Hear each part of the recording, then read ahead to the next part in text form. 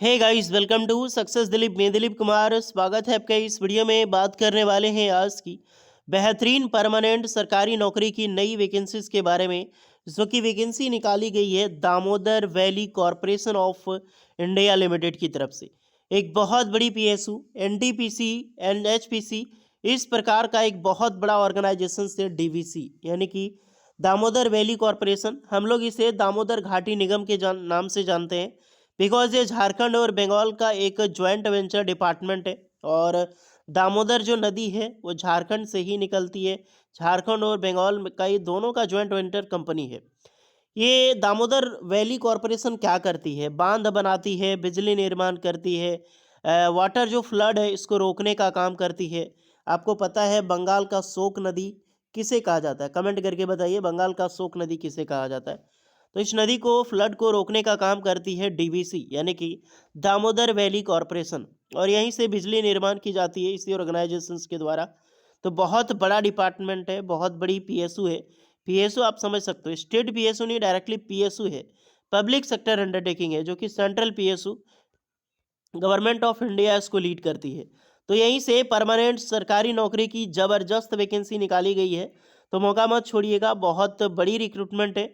जो भी candidate eligible हैं, बहुत बड़ा परमानेंट सरकारी नौकरी निकल चुकी है। तो चलिए शुरू करते हैं। डिटेल नोटिफिकेशन वाइज बात करेंगे कौन कौन से कैंडिडेट अप्लाई कर सकते हैं, eligibility condition, selection process and application process वगैरह आपका क्या होने वाला है। Let start now. आगे बढ़ने से पहले चैनल पे अगर आप नए हैं so please do subscribe and hit the bell icon, ताकि इसी तरह लेटेस्ट सरकारी नौकरी की अपडेट आपको हमेशा मिलते रहे।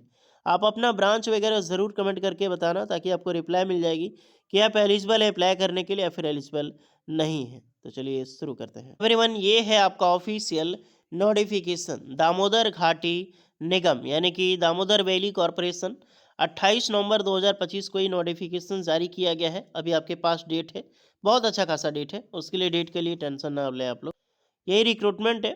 और जो वैकेंसीज है, notifications for special drive recruitment on engineering graduate as a executive trainee, यानी कि जो पोस्ट है वो ईटी की पोस्ट है, यानी कि engineering graduate. Special recruitment drive जहां बोल दे वहां पर जनरल कैंडिडेट अप्लाई नहीं कर सकता, ध्यान रखिएगा। Special recruitment drive ST, SC, OBC, NCL and PWD candidate के लिए ही निकाली जाती है थ्रू गेट 2025। अब ये भी ध्यान रहे, है तो बहुत बड़ी पोस्ट, बट थ्रू गेट 2025 के रिक्रूटमेंट के बेसिस पे होगा, और एक जनरल कैंडिडेट अप्लाई नहीं कर सकता। 1948 में फॉर्मेशन हुआ था डीवीसी का। बहुत बड़ा एरिया है ये। अगर आप देखा जाए तो दामोदर घाटी निगम जो है झारखंड और पश्चिम बंगाल राज्यों में 24,235 स्क्वायर फुट के हिसाब से फैला हुआ है, स्क्वायर मीटर फैले दामोदर घाटी क्षेत्र के समग्र विकास के लिए 1948 में की गई थी, इसकी स्थापना की गई थी।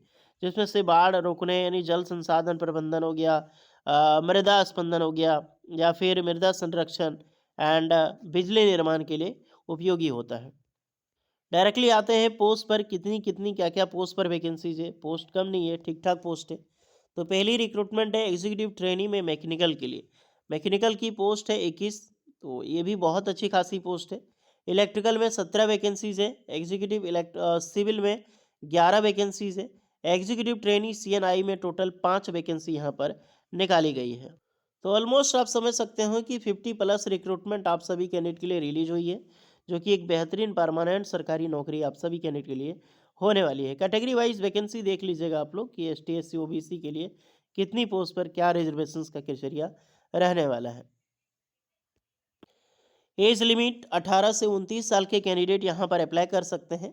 वैलिड मार्क्स होनी चाहिए। गेट 2025 जो है उसी के बेसिस पे आपको यहाँ पर शॉर्टलिस्टेड किया जाएगा। 100 में से आपका क्या मार्क्स है। अदरवाइज कृपया ध्यान दें, इस भर्ती प्रक्रिया के लिए केवल गेट 2025 मार्क्स 100 में से माने 24 या उससे पहले का गेट मार्क्स नहीं है। तो उसके पहले आपने अपेयर लिया है तो वो अप्लाई नहीं कर सकता। मैकेनिकल में कौन अप्लाई कर सकता है, तो ये भी आप लोग ध्यान रहे। तो mechanical, production, industrial engineering eligible है। इलेक्ट्रिकल में यहाँ पर electrical and electronics instrumentation, control instrumentation, power electronics भी अप्लाई कर सकता है। सिविल में तो भैया सिविल है, सिविल का आज तक इंफ्रास्ट्रक्चर अलग डिस्ट्रीब्यूशन ब्रांच ही नहीं निकला है। इंस्ट्रूमेंटेशन में इंस्ट्रूमेंटेशन, कंट्रोल इंस्ट्रूमेंटेशन, ये सारे कैंडिडेट यहाँ पर अप्लाई कर सकता है। एज में सारे कैंडिडेट को एज रिलैक्सेशंस मिलेगी, उसके लिए ध्यान दें। Selection procedure and executive training, तो जो भी ब्रांच है, अगर आपने बैचलर डिग्री यानी कि बी टेक इंजीनियरिंग किया है और विथ 65% मार्क्स आपका है ओबीसी एनसीएल की, 60% आपका एसटी एससी में, तो बेशक आप अप्लाई कर सकते हैं रिलेवेंट ऑल ब्रांचेज यहाँ पर। बाकी बात मैंने आपकी एज रिलैक्सेशंस की बात मैं पहले कर चुका हूँ कि आपका छूट में एज में आपको छूट आराम से मिलेगी गाइज। सिलेक्शन प्रोसीजर तो आपका मेरिट बेसिस पे होगा, तो गेट का जो स्कोर है उसी के वैलिड स्कोर के बेसिस पे आपको शॉर्टलिस्टेड किया जाएगा और उसके बाद आपका पर्सनल इंटरव्यूज़ होगा, इंटरव्यूज़ के बेसिस पे एंड देन फाइनल आपका यहाँ पर जॉब मिलेगी। फॉर्म फिलअप एप्लीकेशन फ़ी के लिए RS 300 ₹300 एप्लीकेशन चार्ज लगेगा और ओबीसी के लिए ही चार्ज लगेगा, बाकी अदर कैंडिडेट का चार्ज नहीं है, जिसका लास्ट डेट है 23 दिसंबर 2025। तो पेमेंट की और एप्लीकेशंस की भी लास्ट डेट 23 दिसंबर 2025 ही है। जो भी स्टूडेंट इंटरेस्टेड है एक परमानेंट सरकारी नौकरी के लिए और एलिजिबल है, सबसे बड़ा बात कि आप एलिजिबल होना चाहिए। इंटरेस्टेड तो आप बाद में होगे, पहले तो आप एलिजिबल होना चाहिए। अगर आप एलिजिबल हैं तो बिल्कुल आप यहाँ पर अप्लाई यहाँ पे कर सकते हैं। ऑनलाइन एप्लीकेशंस के बाद ओरिजिनल सेल्फ अटेस्टेड फोटोग्राफ जो आपका है, डॉक्यूमेंट्स होगा, ये सब सारी चीज़ें, डॉक्यूमेंट्स वेरिफिकेशन डीवी के टाइम आपको अपेयर होना होगा, टाइम जब आपका डीवी होगा ओरिजिनल, वही डॉक्यूमेंट्स आपको अपलोड करनी है। तो सही है, first of all form apply कीजिए। इसके रिगार्डिंग कोई एक्स्ट्रा डाउट है तो कमेंट करके बताइएगा। परमानेंट सरकारी नौकरी है तो मौका नहीं छोड़नी चाहिए।